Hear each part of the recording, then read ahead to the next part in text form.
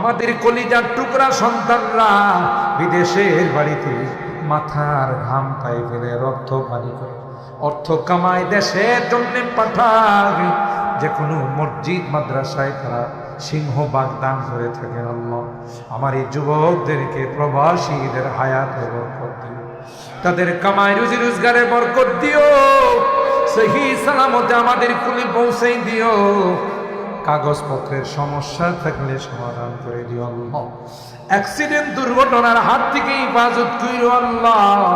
হে মালিক, এই এলাকার যত মুরব্বীরা কবরে শুয়ে আছে মেহেরবানি করে তাদেরকে মাফ করে দিও, তাদের কবরগুলো জান্নাতের বাগান বানাই দিও ইয়া রাব্বাল আলামিন। আল্লাহ আজকের এই মোনাজাতে বারবার মা বাবার কথা মনে পড়ে, জানি না কার মা নাই কার বাবা। এ মালিক